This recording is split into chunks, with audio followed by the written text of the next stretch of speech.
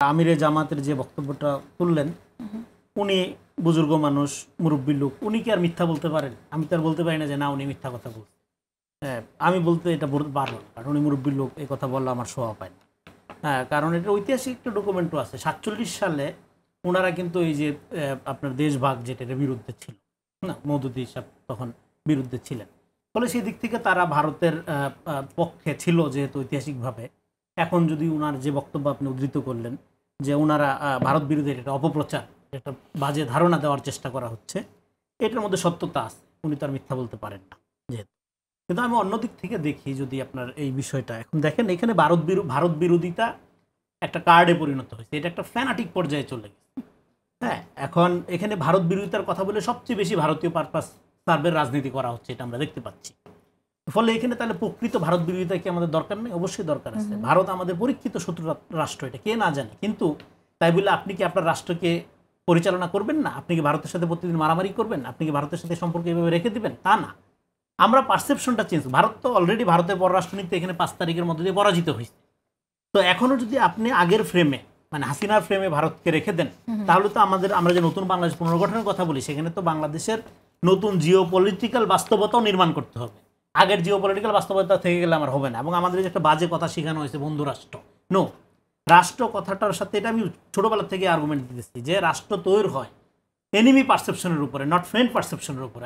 আমি রান্নাকে সবার সাথে আমি যুদ্ধ ঘোষণা করবো? নো, আমি ধৈর্য নিব সবাই আমার শত্রু, কিন্তু এটা ধৈর্য নিয়ে আমি সবার সাথে সম্পর্ক বাড়াবো, আমি ধৈর্য নিয়ে বাণিজ্য বাড়াবো, ধৈর্য নিয়ে আমি ট্রেড বাড়াবো, ধৈর্য নিয়ে আমি শিক্ষার প্রসার ঘটাবো, ধৈর্য নিয়ে তার ভালো জিনিসগুলো আমি আমার এখানে অ্যাডাপ্ট করবো। কিন্তু আমি ধৈর্য নিব, পারসেপশনে ধৈর্য নিব, প্রত্যেকটা রাষ্ট্রই আমার জন্য থ্রেট। এটাই রাষ্ট্র টিকে থাকার, এটা আগামেনিয়ান থিওরি, স্টেট অফ এক্সেপশন। হ্যাঁ, এইভাবেই রাষ্ট্র তৈরি হয়। এটা মানে ভেরি বেসিক জিনিস, এগুলো বারবার আলাপ করতে ভালো লাগে না। কিন্তু এখন যেটা হচ্ছে সেটা হলো আপনার বিখ্যাত বিজেপি নেতা রাম মাধবের একটা থিসিস আছে, বই আছে, আমি সেটা পড়তেছিলাম ইদানিং। সেটা হলো হিন্দুত্ববাদী প্যারাডাইম।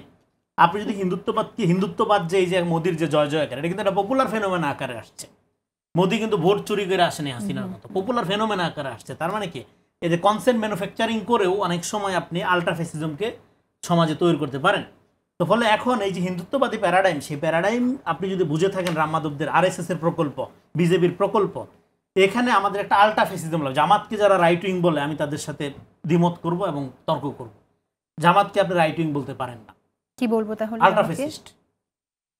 কারণ এই যে পলিটিক্স অফ ইমোশন, এটা 71-এর চেতনার রাজনীতি করা এবং এক ধরনের পলিটিক্যাল ইসলামের রাজনীতি করা, ইমোশনাল রাজনীতি, এটা কি? এটা অবশ্যই আল্ট্রা ফ্যাসিজম। এবং আপনি দেখেন শিবির 71 আপনার এই ডাকসু ইলেকশনে দেখেন, তাকে রাজাকার বললে তাকে ট্যাগ করে হত্যাযোগ্য করে তোলা হয়েছে, আপনি এখানে বলছেন। হ্যাঁ, এবং এখানে একটা ছেলেও যদি তাকে রাজাকার বলার কারণে তার প্রতি সিম্পেথাইজার হয়ে ভোট দিয়া থাকে, এবং আপনি সকালবেলা ঘুম থেকে উঠে যে রায়ের বাজারে যে গেলেন, হ্যাঁ, আপনি তার সাথে প্রতারণা করলেন না? তারপরে আপনি ধর্মেও আছেন, জেরাফেও আছেন, কোথায় যাবো আপনার? তো চলে এখন তাহলে এই যে রাম মাধবের কথা বলতেছিলাম, তাহলে এই যে হিন্দুত্ববাদী প্যারাডাইম, এটা যদি আপনি বলে থাকেন, তাহলে আরএসএস যে মডেলটা, এই মডেলের জন্য সবচেয়ে পারফেক্ট পলিটিক্যাল অর্গানাইজেশন আসলে জামাত। এবং জামাতকে এখন যারা ম্যাথমেটিক্যালি ক্ষমতায় আসার প্ল্যান দেখাচ্ছে, এবং হুইচ ইজ পসিবল, জামাত যদি এখানে নিজের এবং দেশের সর্বনাশ করতে চায়, তাহলে জামাত ক্ষমতায় আসে। এবং জামাত ক্ষমতায় আসলে এখানে 3 মাসের মধ্যে আওয়ামী লীগ শুধু না, হ্যাঁ, পুরা মানুষ ভোট দিলে আসবে, কেউ চাইলেই তো আসতে পারবে। ভোট দেওয়ার পদ্ধতি তো আপনার ম্যানুভারিং করা যায়, মানে আপনি ভোট দিবেন, এটা ওই যে ম্যানুফ্যাকচারিং কনস্ট্যান্ট। আপনি কি মনে করছেন তাহলে নির্বাচন নিরপেক্ষ হবে না? নির্বাচন নিরপেক্ষ তো একটা মিথ, নিরপেক্ষ নির্বাচন তো এটা খুব ওকে। আপনি বলছেন ম্যানুফ্যাকচার করা, যে হাইপ তোলা, ধরেন আপনি চরিত্র হনন করা, এই যে আপনাকে ভারত কথা বলা রয়্যাল এজেন্ট, ভারতের দালাল বলে দেওয়া, হ্যাঁ। এবং এইটা, এবং একটা আপনি সোশ্যাল মিডিয়াতে আপনার অবস্থাটা কি হচ্ছে, মানুষ এখন ভয় পাচ্ছে। আপনাকে যদি মানুষ ভয় পায়, তাহলে আপনার সর্বনাশের জন্য তার কিছু দরকার নেই। আপনি হাসিনার আমলে সমালোচনা করতে ভয় পেতেন, ভয় পেলে আপনি 71-এর শত্রু, রাজাকার, মুক্তিযুদ্ধ চেতনার বিরুদ্ধে। এখন কি হচ্ছে, এখন আপনাকে ভিন্নভাবে ট্যাগিং করা হচ্ছে। এবং আপনি শুধু নীরব থাকলে হবে না, নিরপেক্ষ থাকলে হবে না, একটা মাত্র পথ শুধু তার প্রশংসা করতে হবে। আপনি চুপ থাকবেন তাও হবে না, আপনার নিরপেক্ষ। আর বিএনপি করা জঘন্য, নাজুবিল্লাহ, এর চেয়ে নিকৃষ্ট লোক হইতেই পারে না। কেউ যদি বিএনপির পক্ষে একটা কথা বলে, সে বুদ্ধিজীবী হইতে পারে না। এই জন্য আমি ভাবছি আজকে থেকে বিএনপির পক্ষেই থাকবো। হ্যাঁ, কারণ বিএনপি কইরাও বুদ্ধিজীবী যে হওয়া যায়, যে কোনো লোক যে কোনো দল করতে পারে। কিন্তু না, আওয়ামী লীগের সময় যেমন সবাইকে নিরপেক্ষ আওয়ামী লীগের হইতে হয়েছে, এখন তারা চাচ্ছে সবাই নিরপেক্ষ জামাত শিবির হয়ে যাবে। এটা হবে না বাংলাদেশে। একটা কথা মনে রাখতে হবে, টলারেন্সি ফার্স্ট, ডেমোক্রেসি সেকেন্ড। আচ্ছা আমরা এখন এই যে রাম মাধবের কথা যেটা বলতে চাচ্ছি বারবার, এই যে হিন্দুত্ববাদী প্যারাডাইম, এটা যদি আমরা থিসিসটা বুঝতে পারি, ভারত যে এখানে 5 তারিখের পর থেকে কন্টিনিউ একটা প্রোপাগান্ডা চালাইলো যে এখানে সমস্ত মন্দির ভেঙে ফেলতেছে, খালি বাংলাদেশে আগুন জ্বলতেছে, হ্যাঁ আপনি ভারতীয় মিডিয়ায় যে দেখেন এই যে মিলিয়ন মিলিয়ন ডলার সেটা খরচ করলো, আমরা তখন হাসাহাসি করছিলাম যে এরকম মিথ্যা মানুষ বলে, কিন্তু এই হাসাহাসিটা আমার মনে হয় যে আমাদের বোকামি ছিল। এবং এটা সত্য প্রমাণিত করার জন্য এখানে যা যা করা দরকার, যে ধরনের রাইট উইং কে এখানে উস্কানো দরকার, সোকল রাইট উইং যেটা ফ্যানাটিক, আমি বলছি আল্ট্রা ফ্যাসিজম, এটা ড্রিভেন বাই লেফট উইং, যারা জামাতকে ম্যাথমেটিক্যালি এই কৌশল শিখাচ্ছে, দেখাচ্ছে যে তুমি এইভাবে একটা মধ্যপন্থা ডেমোক্রেটিক ধারাকে আন্ডারমাইন করে, হ্যাঁ বিএনপি একটা সাদাবাস সন্ত্রাসীর দল, অসুবিধা নেই, তুমি সবচেয়ে ভালো, হ্যাঁ এই ন্যারেশন এখানে স্ট্রং করার মধ্যে দিয়ে ক্ষমতায় আসা এজেন্ডা কিন্তু আওয়ামী লীগের এজেন্ডা ছিল, এবং এটা পুরানো এজেন্ডা, এটা বহু পুরানো এজেন্ডা, এবং এটা যে হিন্দুত্ববাদী প্যারাডাইমটা যদি আপনি রিড করেন, পড়েন, বুঝেন, আমি রেফারেন্স দিচ্ছি রাম মাধবের বই হিন্দুত্ববাদী প্যারাডাইম, দেখবেন যে এই যে পুরা সাউথ এশিয়াতে তারা যে নতুন প্যারাডাইম তৈরি করতে চায়, তার জন্য যে ধরনের পলিটিক্যাল টুলস বা পলিটিক্যাল ইডিওলজি, পলিটিক্যাল পার্টি তাদের দরকার, তার সেখানে জামাত ইসলামের মতো সুইটেবল পার্টি বাংলাদেশে আর নাই।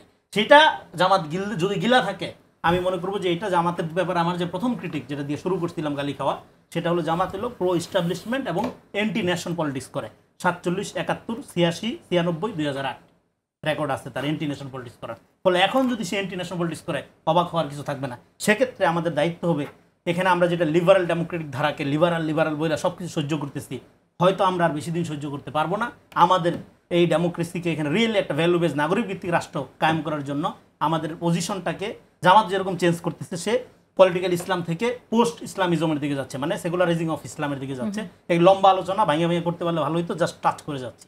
তো সে যেহেতু একটা পোস্ট ইসলামিজমের দিকে যাচ্ছে, হ্যাঁ ধর্ম এবং জেরাব দুইটা দিয়ে যাচ্ছে, ফলে আমাদেরও এই লিবারাল ডেমোক্রেটিক ধারা থেকে সম্ভবত বাধ্য হইতে পারে একটা রেডিক্যাল ডেমোক্রেটিক মুভমেন্টের দিকে যাই।